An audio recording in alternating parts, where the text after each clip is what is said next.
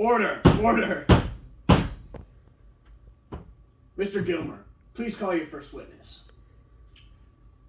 Mr. Heck Tate, would you please take the stand? Do you swear to tell the truth, the whole truth, and nothing but the truth? I do. In your own words, Mr. Tate, please tell us what happened on the nights in question. Well, I was fetched by Bob Ewell on the night of November 21st. I was leaving my office to go home when Mr. Ewell came a-running. Came in. He was very excited, he was. He said to get over to his house quick, a black man had raped his girl. Did you go? I went as fast as I could. And what did you find? I found her lying on the floor in the middle of the front room, the one to the right as you walk in. She was pretty beat up, but heaved her to her feet, washed her face in a bucket in the corner, and said she was all right. I asked her who did it, and she said Tom Robinson.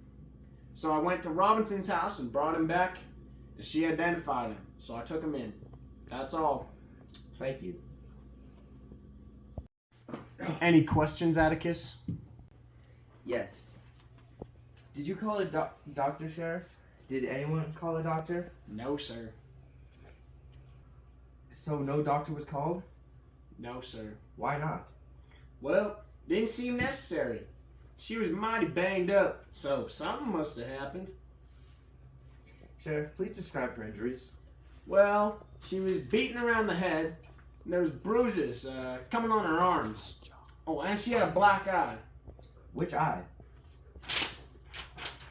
Let's see. Her left. Wait a minute, Sheriff. Was it her left or your left? Oh, yeah. That would make it her right. She was all banged up on her right side. Please reiterate what you said, Sheriff. It was her right side. She had other bruises, too. Want to hear about them? Yes, please. She had bruises on her arms and around her neck. You could see two hands had choked her all the way around her neck. And were the marks all around her neck? Yep, they reached all around her neck. Thank you. Robert E. Lee Ewell.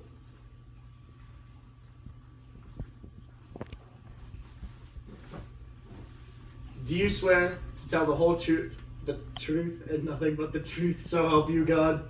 Yes, sir. Mr. Robert Ewell, That's my name, Captain. are you the father of Mayella Ewell? As far as I know. In your own words, would you please describe the events of the night of November 21st? I was coming from the woods with a load of kindling, and just as I got to the fence, I heard Mayella screaming like a stuck hog inside the house. What time was it? Just for sundown, and Mayella was screaming fit to beat Jesus. She was screaming? Yeah, so I dropped my load and ran as fast as I could, but ran into the fence. But when I got untangled, I ran to the window, and I seen that black man running up on my Mayella. Proceed, Mr. Gilmer. Mr. Ewell, did you see the defendant having sexual intercourse with your daughter? Yes, I did. You say you were at the window. How far was it from the ground? About 3 feet. So you had a clear view from the room? Yes, sir. How did the room look? Well, it was all slung about like there was a fight. What did you do when you saw the defendant? I ran around the house to get in, but he ran out the front door ahead of me.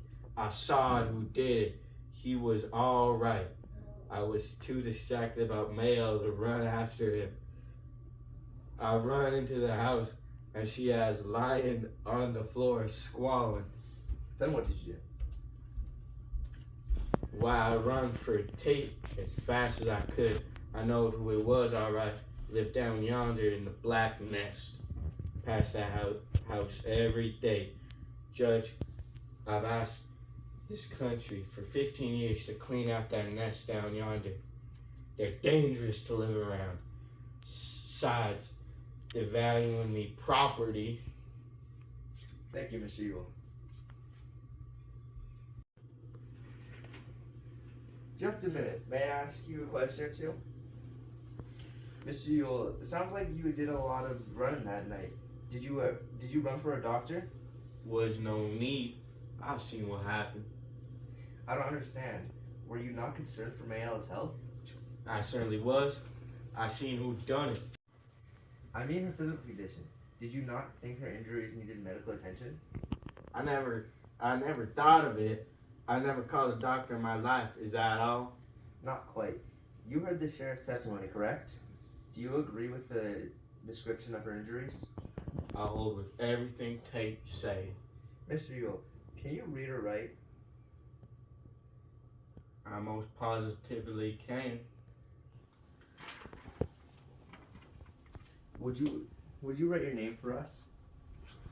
I will. How do you think I sign my relief checks?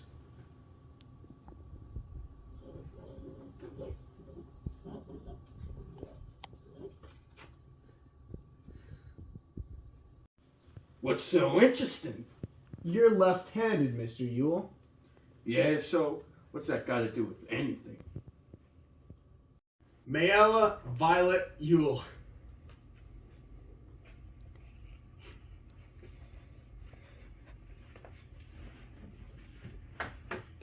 Do you swear to tell the truth, the whole truth, and nothing but the truth? Yeah.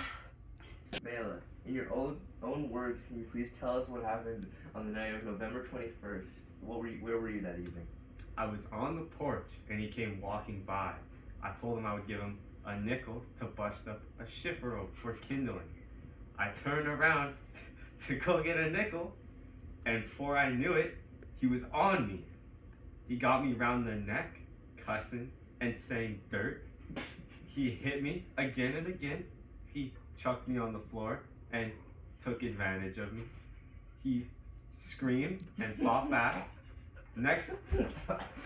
I screamed and fought back.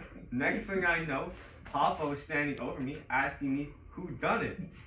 Next thing I remember is Mr. Tate pulling me off the floor and helping me to a water bucket.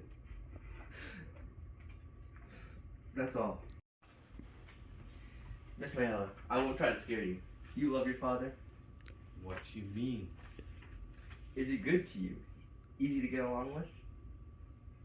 He does tolerable, except when Except when nothing. he's drinking. Let's get to the case. Was this the first time you had asked Tom to come inside the fence? Yes, it was.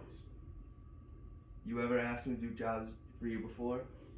I might have. There's lots of black people around. You said he choked you around the neck and took advantage of you, correct? That's what I said. Do you remember him beating you around the face? No, I don't recollect. Wait, I mean, yes, he did hit me. Will you identify the man that raped you? That's him, right yonder. Tom, stand up.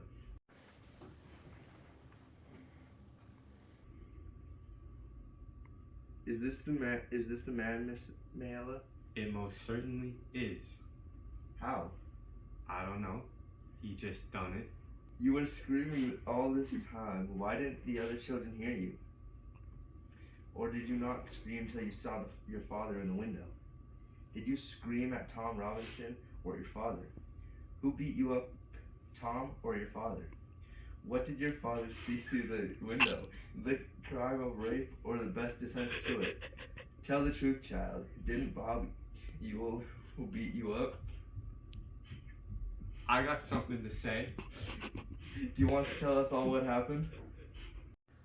That black man took advantage of me, and if you fine fancy gentlemen don't want to do nothing about it, then you're all cowards. I ain't saying no more. Let's take a 10-minute break. Tom Robinson.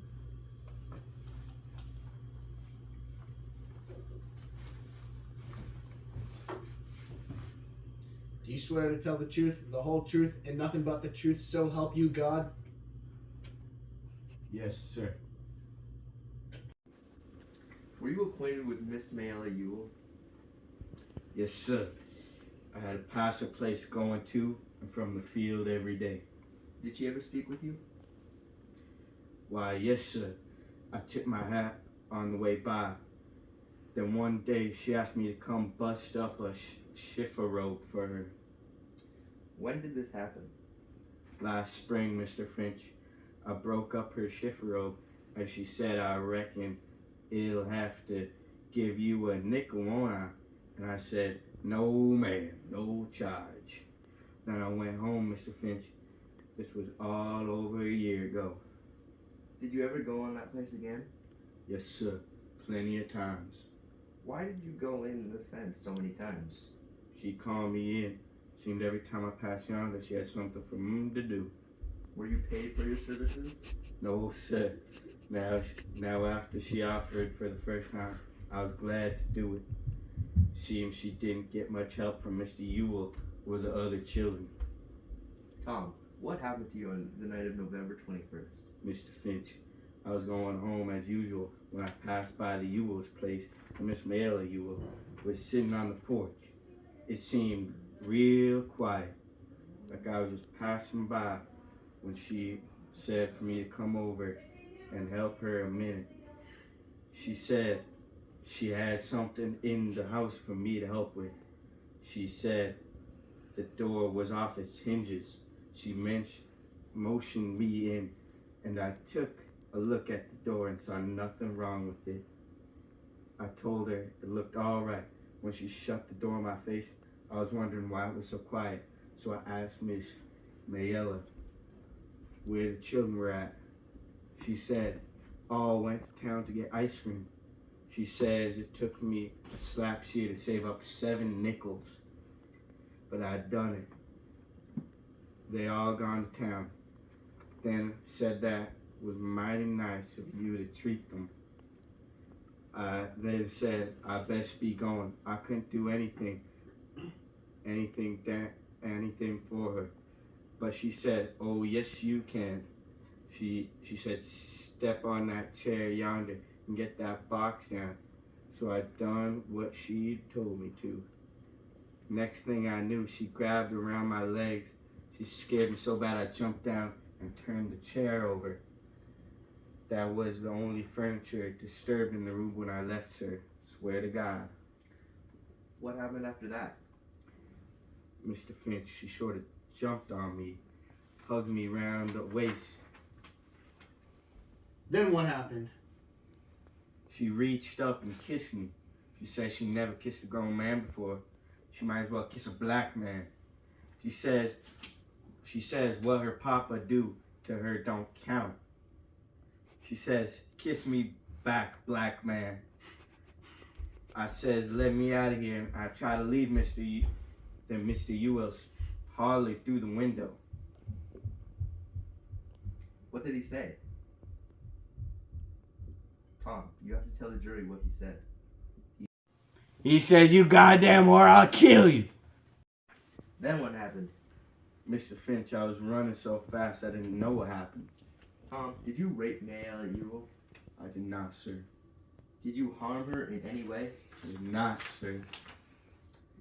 Did you resist her advances? I tried, Mr. Finch.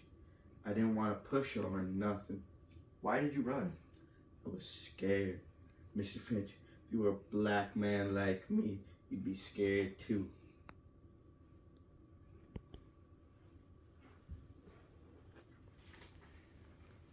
Robinson, you're pretty good at busting up shifferos with one arm, aren't you? Yes, sir. I reckon so. Strong enough to choke a woman and sling her on the floor? I never done that, sir. But you're strong enough to. I reckon so, sir. Why did you help out Mayella? I was trying to help her out. It looked like she didn't have much help, and I felt sorry for her. You felt sorry for her?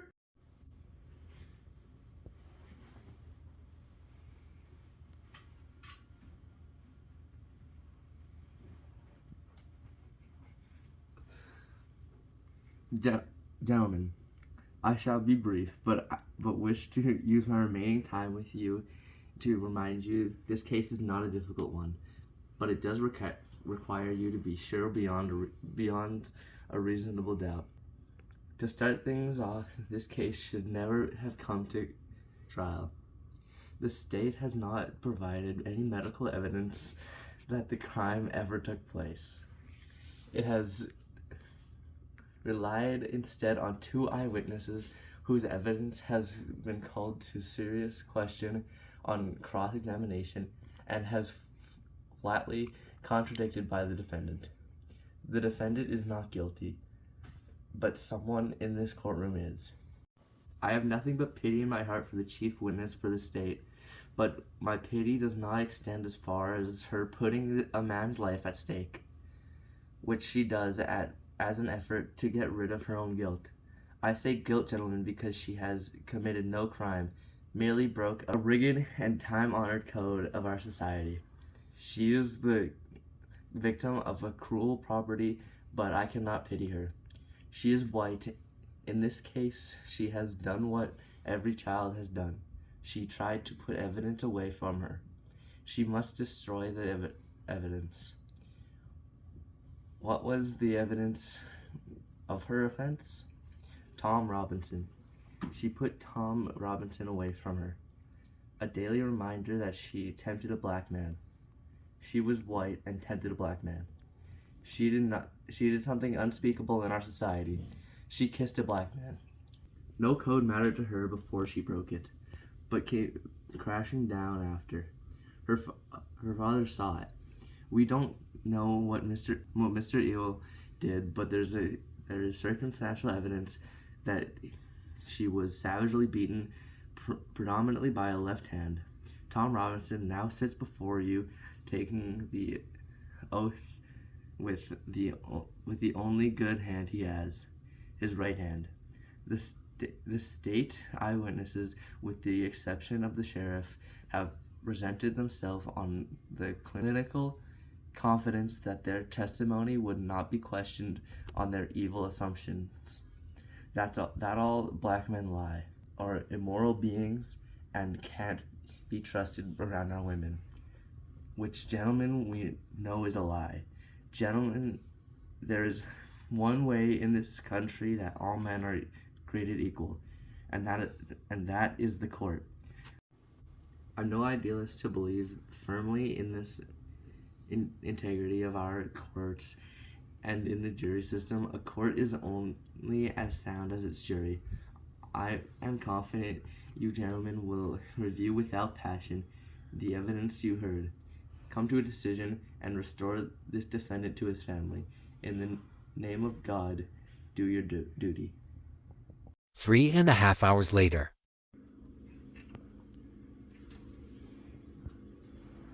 Guilty. Guilty. Guilty.